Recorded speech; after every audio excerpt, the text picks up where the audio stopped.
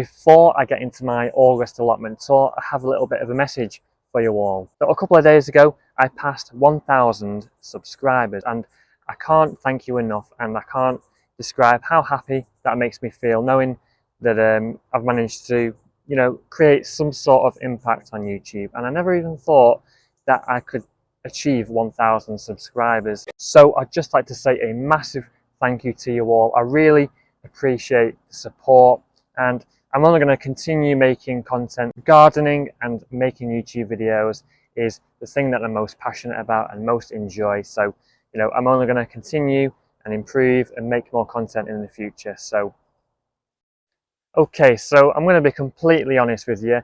I have let the plot get out of control over the last few weeks. You know, I feel like I've not been down quite as much as I should have done. The weather has been a little bit iffy as well, as it has been most of the summer, to be honest with you. Some things aren't going great, other things are doing quite good, you know. But now, you know, the reality is starting to kick in that, you know, winter is upon us and the summer is running out of time now. It's now the end of August, 25th of August, which means, you know, I'm actually going to be cleaning up ready for the winter very soon in the next few weeks. In fact, I'm off on the first week of September, got some time off work, so that is going to be my time to clear the allotment for the winter, get it all cleared away. And yeah, I just can't believe how fast this year's gone. This year has gone really, really quick. I can't believe it. Actually, it's quite scary.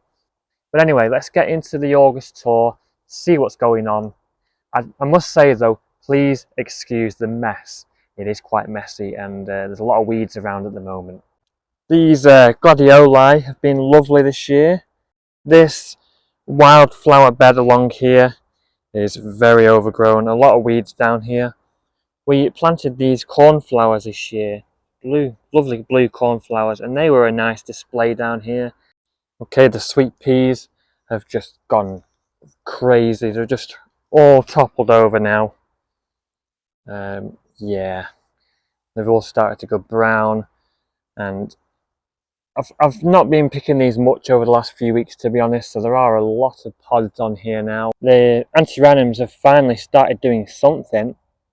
You know, they weren't really doing anything at first, but now, you know, there are flowers on them. Okay, behind the sweet peas, it's just nasturtium madness over here. Look at the nasturtiums everywhere. Absolutely. Just taken over, self-seeded themselves, and they're all the way along the front of the plot here. Wow. And they're going over the fence into here. Yeah, I think I need to get in here. When I'm off, I'm going to go in here and I'm going to clear everything, I think. We've got these lovely sunflowers. Picked a few of these for displays at home now. Yeah, they've finished, to be honest. We had a black sunflower there. Okay, as our single seed challenge this year, we're doing Dill's Atlantic Giant pumpkin. And, you know, we do have the pumpkins growing nicely here. Not exactly a giant pumpkin yet, but, you know, probably got another 6 weeks left on this at least before we harvest it. So we'll see. This pumpkin plant has gone wild. It's just trailing over. It's actually all the way down there at the moment. Yeah, one pumpkin on here. Let's see what happens in the coming weeks. We've actually got some Ornamental Gods over here, which we just threw in the world. They're covered in worms up there. What the heck? Yeah, we've got some Ornamental Gods. A few more over here. There's different ones. Interesting. What have we got over here? Yeah, there's another one there. What else have we got? Yeah, another one down there, similar to the other one. So yeah, they're very unusual looking, very knobbly looking things. So yeah, maybe we'll have some to display around the autumn months. You know, nice little display of Ornamental Gods. Our apple tree has finished. We've now picked all the apples off that. They were delicious. And the plums haven't given us anything this year, but maybe next year, we'll see. Okay, moving forward from the fruit trees, we have this bed here which we piled tons and tons of horse manure on last autumn, and so yeah, we basically just planted squashes and pumpkins in a pile of horse manure to see if they did any better in the horse manure. And you know what? I must say there's plenty of green lush growth on here, and the squashes and pumpkins are actually trailing around the back there as well, and they're actually coming over this way. So there's, yeah, it's a bit of a jungle, to be honest. But how many squashes and how many pumpkins do we have growing? Let's have a look, shall we? We have a little pumpkin on there. Have yeah, not much, to be honest, actually. Oh, there's one squash there with a flower on it. Nothing to write home about yet. Okay, there's another little pumpkin down there, if you can see that. Yeah, there's a few pumpkins, not much squash though. So yeah, we'll see. I don't know. It's getting late, but you know, we've probably got another few weeks yet, so we'll see what happens. Yeah, to be honest, not that impressive actually with the squashes. To be honest, I never really have any luck with squashes, to be honest. So, you know, this is my 4th year growing squash, and still, you know, not much, to be honest. Plenty of lush growth, but no squashes. I don't know what that is. Maybe it's the shade from the trees. I don't know, but to be honest, I think I'm just going to give up with squashes, to be honest, and just grow things that grow well on my plot, rather than just wasting space, because they do take up a lot of space. Just look at this. All this space here. Now, how are the courgettes doing? Okay, no prizes for guessing how the courgettes are doing. Obviously, they are very prolific this year. It doesn't take much for a courgette to be prolific. You know how it is. If you've grown courgettes before, you'll know exactly how many courgettes you get. Look at that. It's actually gotten so heavy. The plant has gotten so big that it's actually broken in half there. Look at that. Yeah, there's more courgettes. I only picked these the other day, and there's more courgettes again on there, so I need to pick those. But this is just 2 plants. All of this, 2 plants. And we've been picking courgettes since like June now, like 2-3 months. And I've actually had to give some away, just from the 2 plants. It's crazy, just bombardment of courgettes. But yeah, there's no surprise there. I expected that. We have some carrots next to these courgettes. I'm having to shift the leaves back because you know they're getting shaded out by the courgettes. And yeah, it's been all right with carrots as well this year. Actually, you know, usually we don't get much with carrots, but we're managing to achieve some carrots this year.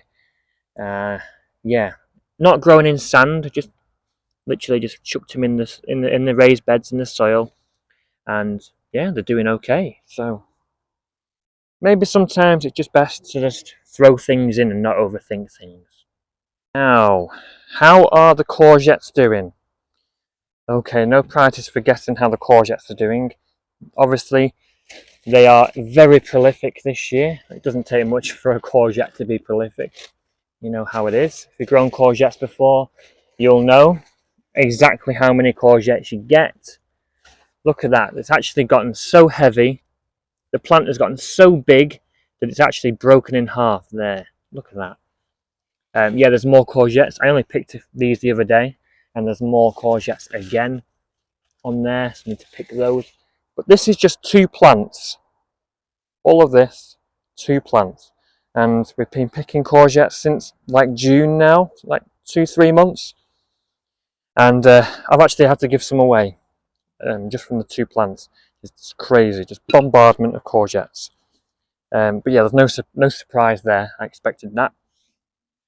We have some carrots next to these courgettes. I'm having to shift the leaves back because you know they're getting shaded out by the courgettes. And yeah, it's been all right with carrots as well this year. Actually, you know, usually we don't get much with carrots, but we're managing to achieve some carrots this year. Asparagus bed, yeah, the asparagus is growing. Looks pretty happy in this bed here. we'll get some asparagus in 2025, hopefully. So yeah, come back later for that. Now, the problem with runner beans is once you stop picking them and the pods start to get too big, like this, they tend to just stop producing, to be honest, and they tend to just stall and die off. So yeah, I couldn't really pick these fast enough, and a lot of these pods now will be next year's seed. So yeah, there's nothing really to pick on here anymore. Yeah, they've kind of just stopped. But I mean, we've had a pretty good harvest of these runner beans, to be honest, as we always do. They're not a particularly hard crop to grow, really. But coming around the other side, oh, we have a few there actually. Yeah, we'll pick those. Yeah, we have a few there. A few more smaller ones here. So yeah, there are some smaller ones here as well. Interesting. Okay. Anyway, we have these blood-hilled purple podded French beans here, which are good as like a haricot bean alternative. And I think I'll be picking these soon, actually. The pods are swelling up nicely. So yeah, we'll pick those soon. We have, oh, blimey, just chipped over. We have another courgette plant somehow. Yeah, I don't know how we ended up with that, but we've got another courgette plant there. Yeah, we have these French climbing beans, Blue Lake, and actually I preferred these over the runner beans this year. Even when they get big like this, they're not stringy, they're a stringless type. So I think I'm going to be growing these next year more than the runner beans. I find that they just taste nicer, to be honest. So yeah, but these are looking a little bit sorry for themselves as well, to be honest. But the weather's not been great, and yeah, it's the end of August, so things are starting to look a bit tired now. Okay, so pure horse manure raised bed here. Nothing else in here, just horse manure compost. And wow, look at the size of this squash plant. It's actually reaching the top of this trellis, and it's actually bent round and it's coming back around here. Oh yeah, so yeah, it looks like they're growing pretty happily in here, although nothing extraordinary with fruit. There's one little tromboncino squash there, another one there. Whether or not these grow into full-size squashes, we'll have to see about that, because last year we had some tromboncino squash on here and they just rotted and we didn't get anything. So we'll see. There is some little squashes here down the bottom. Yeah, plenty of lush green growth, but not too much in the way of squashes. So I don't know about that. More nasturtiums around here, which obviously I've not planted. Self-seeded once again. Okay, now we'll come behind us now, and we've got our brassica beds, which we've kind of lost control of as well, to be honest. Nasturtiums have taken over. The slugs have taken residence as well, and there is actually cabbages in here. Can't really see them because the nasturtiums have taken over, but the cabbages, yeah, the slugs have just obliterated them. Yeah, so I kind of just neglected this bed, to be honest, until I have time to go in there and clear them. Yeah, kale, the only thing the slugs haven't touched, to be honest. And right next to that we have broccoli, which is finished now. I need to clear this. When I'm off, when I'm not in work, I will clear all this, I think. I've got quite a lot of clearing to do, I think, actually. You know, I need to clear like half the things on this plot. Yeah, it's getting quite messy. And there are some tender stem shoots there which I might pick. But the main heads on these were harvested about 6 weeks ago. Okay, more brassicas. We have our Calet Crazy 2023 challenge here. Calet Crazy 2023. Our Calets are doing pretty nice, but I do have to extend this very, very soon. I think I said I was going to do this in my last update, but I still haven't done it. Just not a time. They don't seem to mind too much though. You know, they're about 2 or 3 foot tall now. But yeah, they've got a few months growth left on them before we pick them. But yeah, I think next week I'm going to extend this, make it higher, so these have more space to grow. But yeah, so far they're growing pretty nicely actually. Them. More brassicas again. We've got Brussels sprouts in this bed here. You know, actually, they're not doing that great. Actually, there are a few little sprouts on the leaf nodes there, but I'm sure this time last year they were taller than this. It's probably because I grew sprouts in here last year, and I'm using the same bed for sprouts again. So the bed's just probably lacking nutrients, to be honest, even though I put horse manure in there. But yeah, I think we'll get some sprouts this year, but how good they'll be, I don't know. We'll see. Okay, we're in the new polytunnel here, which we built in March. And if you watched my previous videos, you'll know that all the tomatoes on this side had to be taken out because the blight just obliterated them all, and we didn't get any tomatoes in here. We'll go more into the tomatoes afterwards because I've been quite surprised actually.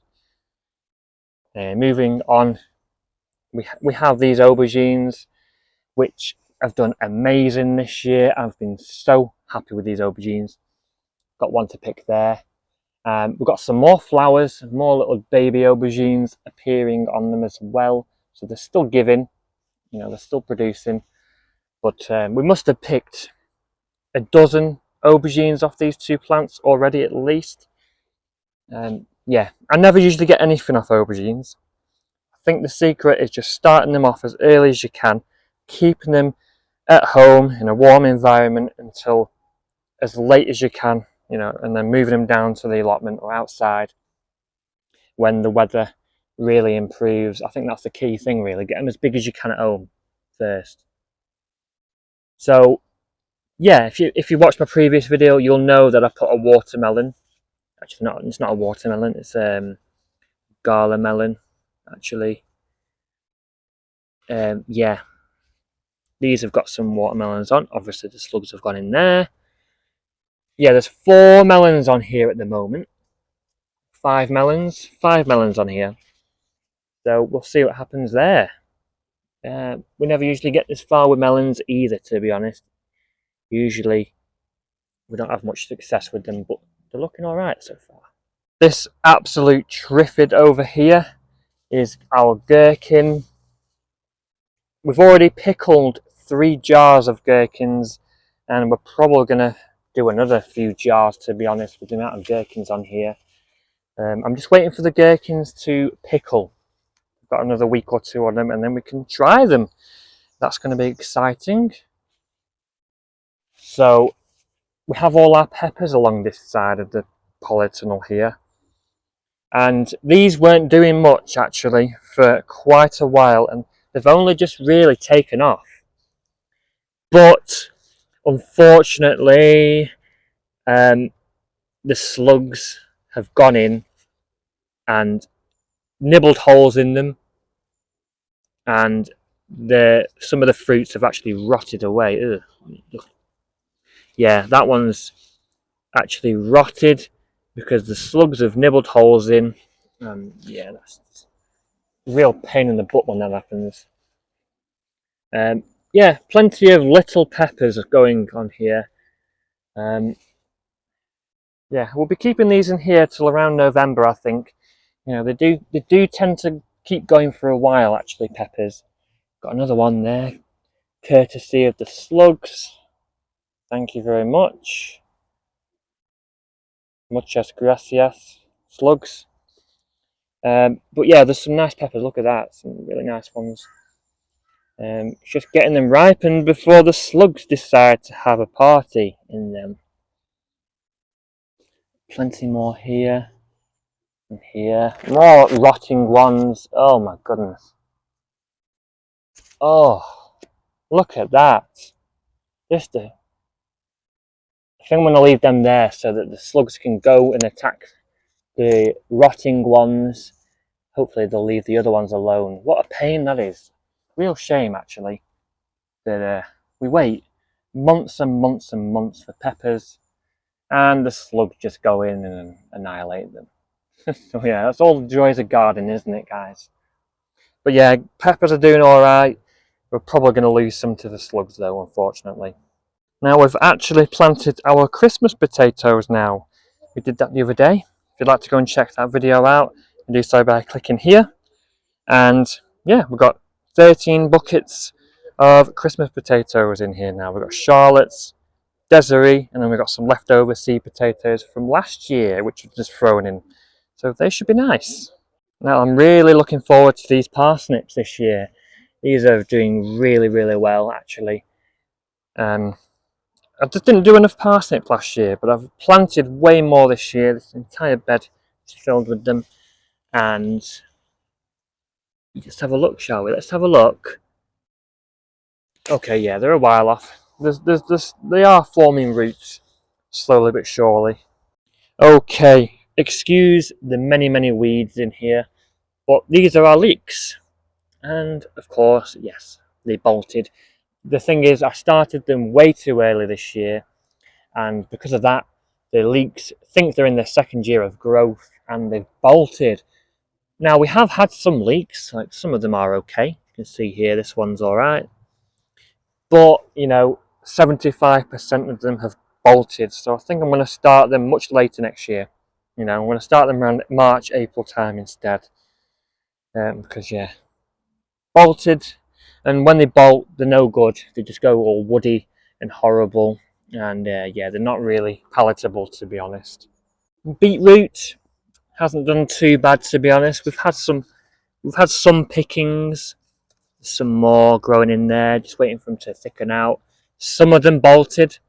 I think that's due to the hot, dry weather we had in spring. Yeah, more bolted leeks there. Not leeks, what am I saying? Beetroot. More beetroot bolting. Yeah, not too bad. We have some more beetroots over here.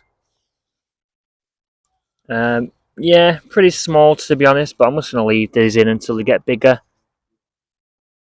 Yeah, not too bad. Not too bad.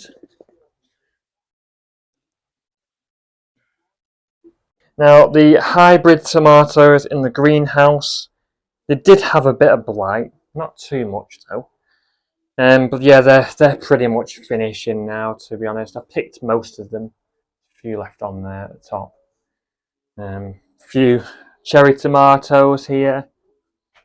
You know, for the most part though, they've finished, and I'll be clearing these soon. I think they're not going to produce anything else, really, to be honest.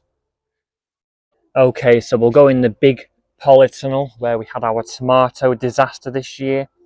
Still not had time to clear them though, to be honest. But I think the blight seems to have slowed down a little bit. I think because the weather, you know, it was really bad in July, really wet.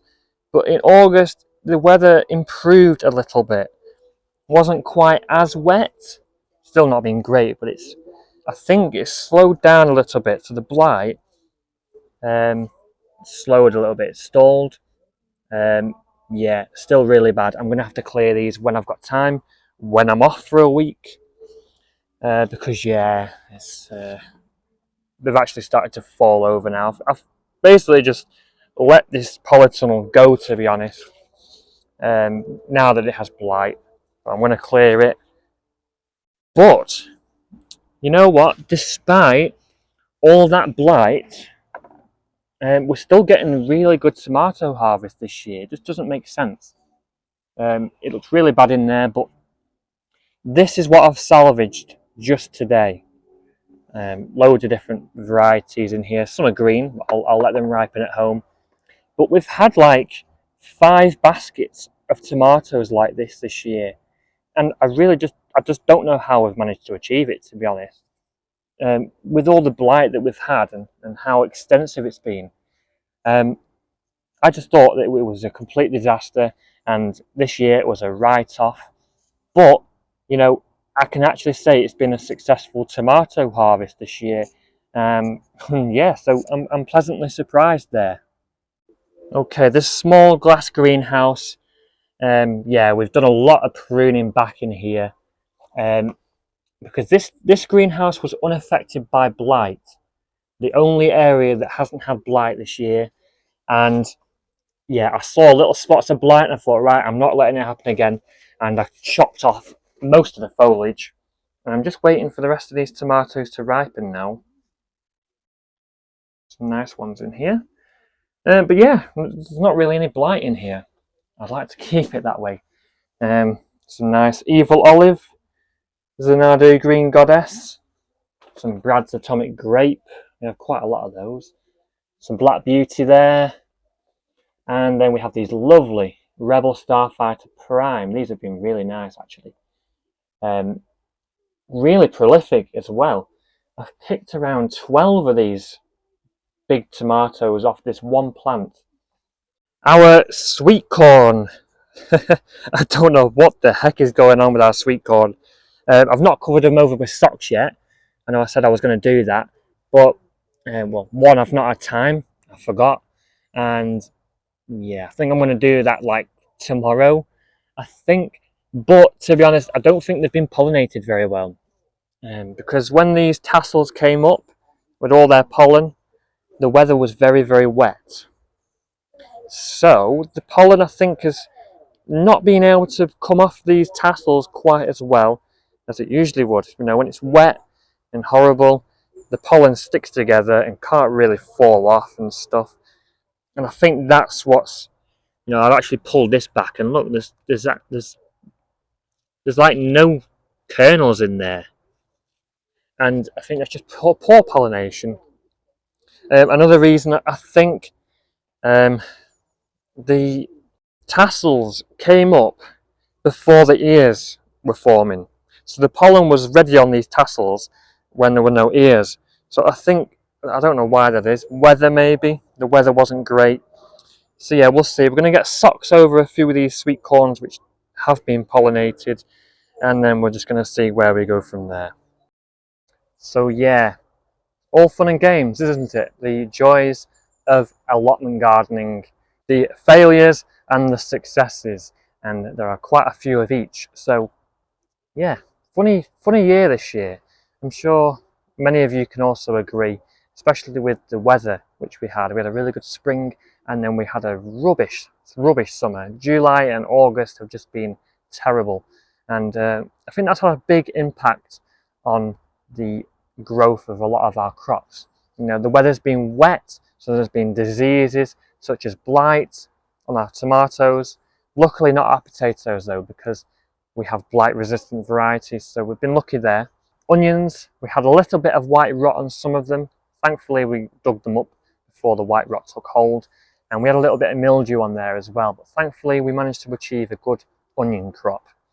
The weather, with it being so wet, obviously the slugs have been out in full force, and they have done quite a lot of damage this year actually. Like for example, the peppers have quite a lot of holes in them, and even the tomatoes actually, I found the slugs have been eating a lot of holes in them as well. And I have to admit, I have been a little bit lazy and I have neglected the plot a little bit this year, to be honest. I've had a lot going on, like I've been very, very busy, like I work full time, got a family, and I've been doing a lot of YouTube videos as well. So, you know, I probably have neglected things a little bit. I've let the weeds get out of control. I've probably not followed through as I should with some crops, like, you know, with the care of some crops, like my gherkin plants, for example. You know, I let them get out of control a little bit, and they got a bit carried away in this polytunnel here. And, you know, sometimes I do think that I take too much on. You know, I plant too much. I see some seeds in the King's catalogue, the seed catalogue, and I think, oh, I'll try that next year. I'll plant that, because I like growing everything. You know, there's not a single vegetable that I don't like, and that's my problem. You know, I sow too much, and then I end up having too much to look after. So I know I'll probably say this a lot, but I think next year I'm going to tone things down a little bit with the crops, and just, you know, just make it a little bit simpler. You know, grow more of the things that we eat a lot of. Okay, now before I go off on a tangent, that was my August allotment tour. A little bit messy, a little bit overgrown, but I hope you enjoyed watching nonetheless. I hope you enjoyed watching, and remember, if you liked the video, smash that like button, subscribe if you haven't already, and I will see you in the next one. I hope you all stay safe, and remember, happy gardening and enjoy it no matter the weather and no matter what happens, even when you have many successes and many failures. It's just all part of the process.